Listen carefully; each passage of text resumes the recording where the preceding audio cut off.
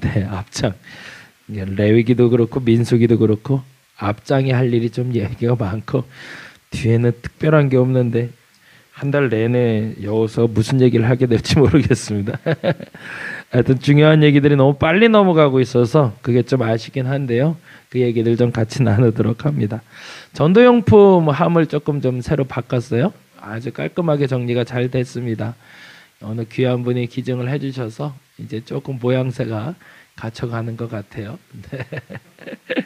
네, 그래서 박스 놓고 있던 게 하나님 보시기에 별로 안 좋으셨는지 하여튼 너무 좋은 곳이셔서 감사하고 4월 원래 22일 날 수원 목양교회 오기로 했었는데 어느 한 교회가 교회 이전을 하면서 조금 좀 그 움직임을 한 주만 좀 늦춰달라고 부탁을 했나 봐요. 그래서 29일 날 저에게 와서 전도해 주시기로 했고요. 전도 용품을 좀 구입하라고 비용을 좀 붙이셨더라고요. 네, 그래서 그 돈으로 좀 저희가 전도 용품 구입해서 그날 22일 날 전도하도록 하겠습니다.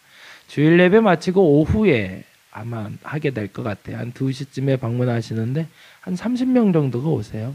뭐 장로님들부터 남자분 여자분 다 오시는데 참 열심히 전도해 주시거든요. 네, 당일날 전도용품 좀 포장하고 같이 구입해 주신 것 같고, 그리고 같이 정광 아파트하고 신창 아파트 두 군데는 동일하게 아파트에 붙이는 거 그거 하고요. 그리고 노방전도 하고 기도하고 마무리하는 일정 진행하도록 하겠습니다. 당일 날씨를 위해서도 좀 기도해 주시고, 그리고 우리 토요일 날 가는 거 흐리다고까지는 나오는 것 같아요. 점점 좋아지고 있습니다. 어젠 비 온다더니 오늘은 흐려진다고 하니 내일은 맑음이라 나오지 않을까. 네, 그렇게 됐으면 좋겠습니다. 그래서 또 멀리 남원에서 또 함께하는 사람들도 있으니까 참 좋은 시간 됐으면 좋겠습니다. 위에서 기도해 주시고 혹여 마음 동하시는 분들은 동참하셔도 좋습니다. 네, 위에서 기도해 주시기 바랍니다. 오늘은 7장 1절에서 15절 볼 거고요. 전체 같이 볼 말씀은 5장 1절에서 7장 15절까지 말씀이 됩니다. 7장 1절에서 15절까지 조금 길긴 하지만 천천히 같이 한번 읽어보도록 합니다. 이스라엘 자손들이 온전히 바친 물건으로 말미암아 범죄하였으니 이는 유다 지파 세라의 증손 삽디의 손자 갈미의 아들 아간이 온전히 바친 물건을 가졌음이라. 여호와께서 이스라엘에게 진노하시니라. 여호수아가 여리고의 사람을 베델 동쪽 벳아웬 곁에 있는 아이로 보내며 그들에게 말하여 이르되 올라가서 그 땅을 정탐하라 하매 그 사람들이 올라가서 아이를 정탐하고 여호수아에게로 돌아와 그에게 이르되 백성을 다 올라가게 하지 말고 이 3천만 올라가서 아이를 치게 하소서. 그들은 소수이니 모든 백성을 그리로 보내어 수고롭게 하지 마소서 하므로 백성 중 3천쯤 그리로 올라갔다가 아이 사람 앞에서 도망하니 아이 사람이 그들을 36명쯤 쳐 죽이고 성문 앞에서부터 스바림까지 쫓아가 내려가는 비탈에서 쳤으므로 백성의 마음이 녹아 물같이 된지라. 여호수아가 옷을 찢고 이스라엘 장로들과 함께 여호와의 궤 앞에서 땅에 엎드려 머리에 티끌을 뒤집어 쓰고 저물도록 있다가 이르되 슬프도소이다. 주 여호와여 어찌하여 이 백성을 인도하여 요단을 건너게 하시고 우리를 아모니 사람의 손에 넘겨 멸망시키려 하셨나이까. 우리가 요단 저쪽을 만족하게 여겨 거주하였더라면 좋을 뻔하였나이다. 주여 이스라엘이 그의 원수들 앞에서 돌아섰으니 내가 무슨 말을 하오리이까. 가나안 사람과 이 땅의 모든 사람들이 듣고 우리를 둘러싸고 우리 이름을 세상에서 끊으리니 주의 크신 이름을 위하여 어떻게 하시려 하나이까 하니 여호와께서 여호수아에게 이르시되 일어나라 어찌하여 이렇게 엎드렸느냐. 이스라엘이 범죄하여 내가 그들에게 명령한 나의 언약을 어겼으며 또한 그들이 온전히 바친 물건을 가져가고 도둑질하며 속이고 그것을 그들의 물건들 가운데 두었느니라. 그러므로 이스라엘 자손들이 그들의 원수 앞에 능히 맞서지 못하고 그 앞에서 돌아섰나니 이는 그들도 온전히 바친 것이 됨이라. 그 온전히 바친 물건을 너희 중에서 멸하지 아니하면 내가 다시는 너희와 함께 있지 아니하리라. 너는 일어나서 백성을 거룩하게 하여 이르기를 너희는 내일을 위하여 스스로 거룩하게 하라. 이스라엘의 하나님 여호와의 말씀에 이스라엘아 너희 가운데 온전히 바친 물건이 있나니 너희가 그 온전히 바친 물건을 너희 가운데에 제하기까지는 너의 원수들 앞에 능히 맞서지 못하리라. 너희는 아침에 너희의 지파대로 가까이 나아오라. 여호와께 뽑히는 그 지파는 그 족속대로 가까이 나올 것이요 여호와께 뽑히는 족속은 그 가족대로 가까이 나올 것이요 여호와께 뽑히는 가족은 그 남자들이 가까이 나올 것이며 온전히 바친 물건을 가진 자로 뽑힌 자를 불사르되 그와 그의 모든 소유를 그리하라. 이는 여호와의 언약을 어기고 이스라엘 가운데서 망령된 일을 행하였음이라 하셨다 하라. 아멘. 여호수아가 대장 말 그대로 리더가 된 후에 첫 번째 치른 전쟁은 사실은 아이성 전투입니다. 우리가 잘 아는 대로 아이성 전투가 실질적인 전쟁다운 전쟁을 치른 전쟁이긴 한데 사실은 그 앞서 있었던 일들에 대해서 우리가 보기에는 너무 쉽게 전쟁에 승리해 왔던 것이 오늘 전쟁 실패의 원인이 됐다고 학자들도 이야기하고 그리고 여호수아도 체감하고 있습니다. 실질적으로 우리가 잘 아는 대로 3장에 나온 요단강을 건널 때도 사실은 여호수아가 한 일이라곤 우리가 잘 아는 대로 발이 물에 담기게 하는 것 그것만으로 족한 것이었고요. 그리고 여리고를 싸울 때도 여리고를 점령할 수 있는 가장 결정적인 힘은 백성들과 같이 여리고를 도는 것이 전부였습니다. 그래서 그걸 쉽게 생각할 수 있는데 사실은 이 부분이 굉장히 중요한 부분이 돼요. 어저께 말씀드린 것처럼 여호수아는요 신앙적으로 검증할 만한 사건이 그의 생애 가운데는 한 번도 없었어요. 그게 참 무서운 일이죠. 엊그제 만난 분이 그 얘기를 하셨어요. 1세대 신앙인인 부인과 살고 계세요. 제가 그 표현을 나중에 언제 한번 쓸 텐데 1세대가 있고 2세대 신앙인이 있어요.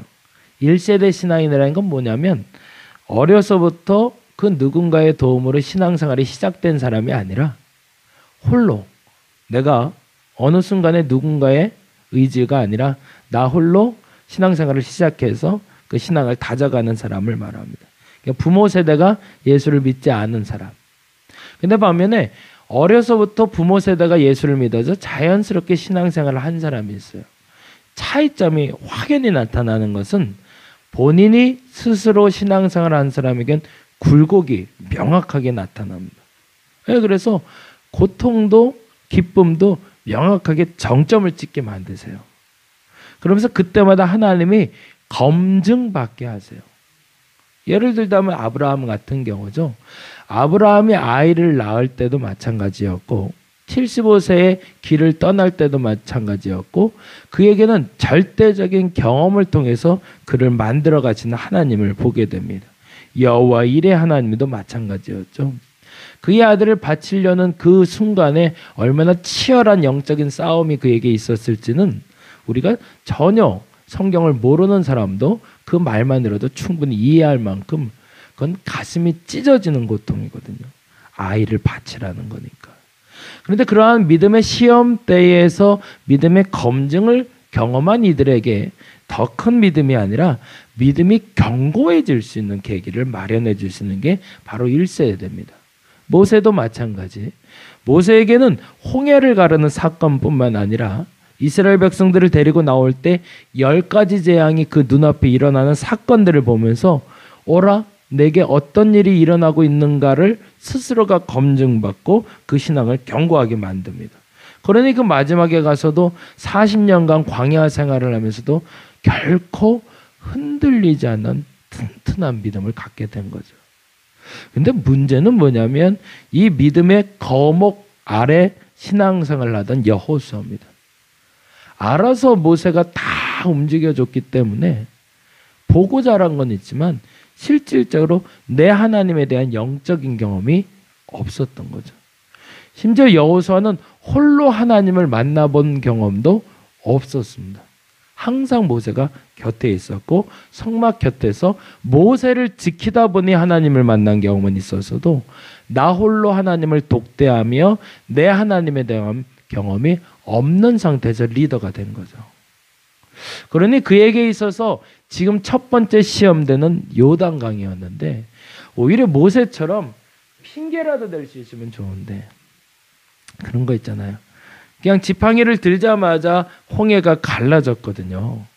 근데 성경에 그렇게 표현돼요. 나중에 성경 공부하면서 다시 한번 보면 좋겠는데 재미난 건 모세가 손을 들자마자 쫙 갈라진 게 아니었거든요. 동풍이 밤새도록 불었다고 그래요. 그건 무슨 말이냐면 모세가 들고 있는 기간이 밤새 동안 들고 있었다는 얘기예요. 이건 내리면 무너지는 거예요. 내 자존심도 무너지는 거지만 내 신앙도 무너지는 거예요. 근데 조금 곰곰이 생각해 보면 이러다가 안 되면 내려도 상관없는 거거든. 핑계댈 게 있는 거예요. 제가 뭐 하는지 사람들 아무도 몰라요. 모세는 그렇게 역사를 가져왔어요. 사실 안 돼도 핑계댈 게 있었어요. 이스라엘 백성들을 데리고 나올 때 애굽에 10가지 재앙 내릴 때도요. 모세는 빠져나갈 구멍을 만들어 놨어요. 그게 뭐냐면 내가 말 안 했어요. 아론이 말했죠. 안 되면 아론 탓이에요. 예. 제가 얘기했어요. 내가 얘기 안 했어요. 거봐 안 된댔잖아 내가 라고 빠져나올 수 있는 계기가 있었어요. 근데 문제는 여호수아는 그럴 사람이 없어요. 아론도 없고 곁에 아무도 없어요. 그리고 이미 공포하고 하게 하세요. 그게 하나님의 믿음의 시험대였던 거죠. 요단을 건널 때도 마찬가지예요. 제사장들이 먼저 걸어갈 거고 2000규빗 떨어진, 그러니까 먼 발치에서 바라볼 정도로 바라보라는 거예요. 뭘 보라니까 나보고 쫓아오라는 거예요. 나보고. 이미 그렇게까지 선포해 놓고 첫 발을 디디게 하는 게 여호수아의 믿음의 모습입니다. 그러니까 여호수아에게 있어서 믿음은 곧 행함이었던 거죠. 여기서 한번 삐끗하면 다 무너지는 거거든요. 하나님은 여호수아에게 그렇게 신앙을 검증받게 하십니다. 근데 문제는 그에게 지금까지 한 번도 영적 경험이 없었다는 거예요. 2세대 신앙인에겐 그 위기가 찾아올 때 신앙을 자꾸 감춰버리려는 특징이 있어요. 그래서 도피해요. 그래서 일어나는 일이 뭐냐면 앞으로 나가는, 우리말로 표현하면 신앙의 성숙을 2세대에서는 이루기가 어렵습니다. 그래서 우리 동민이가 참 귀해요. 2세대 신앙이지만 그 2세대 신앙이 건강하게 자라고 있어서. 근데 2세대 신앙의 가장 큰 장점은 그 굴곡 없이 신앙생활 한다는 장점은 있지만 위기는 알아서 엄마 아빠가 기도해 준다는 거예요. 최소한 저분들이 하늘나라에 부름받기 전까지 동민을 위한 기도를 멈추지 않을 거거든요. 그게 엄청난 복이긴 한데 문제는 내가 기도할 틈이 없다는 거예요. 그래서 가끔 기도 멈춰주시는 것도 좋아요. 지가 알아서 기도해서 응답받는 거. 이게 참 중요해요. 근데 그게 어머니 아버지의 보호하에, 그 중보기도 하에 실수를 한다는 건 문제가 안 되겠지만 부모의 곁을 떠난 후에 나 홀로 그 길에 섰을 때 얼마나 불안했을까. 사실은 그게 여리고성까지 이르는 여호수아의 고민이었던 거죠. 근데 감사하게 되더라는 거예요. 요단이 갈라졌다는 거죠. 그리고 그가 스스로 알게 된 사건이 있습니다. 두 가지죠. 첫째, 하나님이 나와 함께 하시는구나. 그게 신앙이 시작된 거죠. 그리고 또 하나, 모세에게 없었던 것이 여호수아에게 생기기 시작합니다. 그건 뭐냐면 무리의 공동체였어요. 모세에겐 죄송하지만 아론도 있는 것 같이 보였고 여러 가지 동역자가 있는 것처럼 보였지만 그의 사람들이 없었어요. 그가 뭐 할라치면 대드는 사람은 많았는데 함께 하겠다고 기들고 달려드는 사람이 없었어요. 참 불쌍한 사람이었죠. 근데 반면에 여호수아는 뭐라 할라치면 함께하는 사람들이 있었어요. 그게 2세대 복이에요. 그러니까 동민의 곁에도 사람이 많을 거예요. 근데 그 복은 어디서 오는 거냐면 엄마 아빠 기도에서 오는 거예요. 그걸 알아요. 왜 내 곁에 이렇게 돕는 사람이 많지? 그건 엄마 아빠의 기도의 복이에요. 사실은 1세대는 그렇게 신앙생활을 해왔거든요. 두 분 곁엔 돕는 사람 많지는 않잖아. 근데 기도해서 만들어 가잖아요. 근데 그렇게 만들어낸 공동체가 후손들에겐 큰 힘이 되는 거죠. 그러니까 여호수아가 어려울 때마다 자꾸 할 수 있어, 할 수 있어가 많아지는 거죠. 그래서 여리고도 가능했던 거예요. 곰곰이 생각해 보면 모세 때는 불가능했던 일이에요. 모세가 만일에 동일하게 여리고 앞에 와서 우리 7바퀴만 돌자, 난리 났을 거예요. 그건 말이 안 되는 일입니다. 어떻게, 왜요? 물 한 모금만 안 먹어도 난리 냈던 백성들인데, 아유 미쳤어요. 저러다가 저 사람들 활 쏘면 어떻게 해요? 저러다 달려 나오면 어떻게 해요? 그거 뭘 믿고 우리가 돌아요? 라고 덤볐을 거예요. 근데 이상한 건 여호수아가 될 땐 아무도 얘기 안 해요. 그리고 같이 해줘요. 그러니 참 복이 있는 거죠. 그리고 이겨낸 싸움이 여리고까지의 싸움이에요. 그런데 그에게 남은 건 뭐죠? 첫 번째, 나와 하나님이 함께한다는 나의 신앙. 그리고 두 번째 신앙은 나와 함께하는 사람이 있구나. 근데 그게 무너지는 사건이 아이성 싸움의 시작. 그게 7장 1절입니다. 한번 보겠습니다. 이제 2세대에서 중요하게 점검받아야 될 건데 아이성 얘기는 내일 조금 더 해야 되겠네요. 7장 1절 말씀 같이 한번 읽어보겠습니다. 같이 읽겠습니다. 시작. 이스라엘 자손이 온전히 바친, 거기다 동그라미, 온전히 바친 물건엔 동그라미를 좀 해주세요.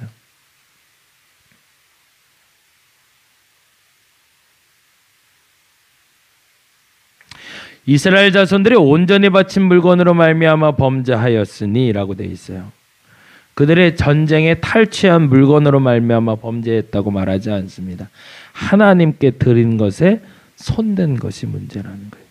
그리고 이렇게 얘기합니다. 이는 유다 지파 세라의 증손 삼디의 손자 갈미의 아들 아간이 명확히 나오죠. 온전히 바친 물건을 가졌습니다. 뭐예요? 공동체의 것을 내 것이라 주장하기 시작할 때 문제가 시작된다는 거죠. 공동체가 하나 될 때 요단이 갈라지고 공동체가 하나 될 때 여리고가 무너졌지만 공동체가 내 것을 주장하기 시작할 때 공동체가 갈라지기 시작하고 공동체에서 내 것이 주장되기 시작할 때 여리고가 무너진 것처럼 공동체가 무너지기 시작합니다. 2세대 신앙인들이 지켜야 될, 어찌 보면 신앙인들이 지켜야 될 첫 번째는 내 것이 없어져야 된다는 거예요. 근데 그 내 것이라 주장하는 것이 개인의 소유를 공상당이 되라는 얘기가 아니에요. 사회주의자가 되라는 것이 아니라 공동의 물건, 공동의 일은 공동의 것이라고 인정할 수 있는 문화가 온전해야 된다는 겁니다. 하나님의 것은 하나님 겁니다. 11조는 하나님 겁니다. 하나님의 시간은 하나님 겁니다. 그것이 명확해진 공동체는 하나님이 갈라지지도 무너지지도 않게 하실 겁니다. 근데 공동체가 움직일 때 내 것, 내 말이 시작이 되면 그때 그 공동체는 요단이 갈라지듯이 쩍 갈라질 거고요. 여리고가 무너지듯이 한순간에 무너져 내릴 겁니다. 토요일 날은 우리가 놀러가서 최병재 원사님께 절대 권력을 드리려고 합니다. 그게 맞는 겁니다. 그래요. 리더의 말에 철저하게 순종하는 게, 먹으라면 먹고 쉬라면 쉬고 가라면 가는 게 맞는 겁니다. 그렇게 해야 공동체가 행복해요. 거기에 내가 먹고 싶은 건 얘기하고 내가 하고 싶은 건 얘기하기 시작하면 쩍쩍 갈라질 거예요. 그 믿음의 시험대를 우린 토요일 날 경험하게 될 겁니다. 그래서 그 공동체가 얼마나 든든할 수 있는지는 내 것이 있는가 우리 것이 있는 공동체인가에 있습니다. 저와 여러분이 속한 공동체를 그렇게 만들어 갈 수 있기를 바랍니다.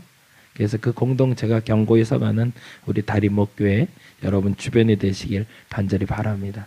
기도하겠습니다. 하나님 감사합니다. 공동체를 세워가는 방법이 있습니다. 함께 가는 겁니다. 하나님이 함께 가는 것이고 그리고 공동체가 함께 가는 겁니다. 여기에 내 것이 있어서는 안 됩니다. 공동체의 것은 공동체의 것입니다. 온전히 바친 물건에 손대면 안 됩니다. 그건 하나님의 겁니다. 여기에 내 것을 하나라도 취하게 되면 공동체 갈라지고 공동체는 무너져 내립니다. 여호수아가 그 경험을 했고 우리는 지금까지 신앙생활하며 수없이 많은 동일한 경험을 해왔습니다. 앞으로는 반복하지 말게 하여 주옵소서. 일갈해야 됩니다. 알아졌을 때, 깨달아졌을 때 공동체를 파괴하는 내 소유의 말이 사라지게 하여 주옵시고, 나만의 말, 나만의 욕심, 내 것 사라지게 하여 주시고, 하나님의 것이 낳는 공동체가 되게 하여 주시옵소서. 감사합니다. 고마우신 예수님 이름으로 기도드렸습니다. 다 같이 기도하고 돌아가도록 하겠습니다.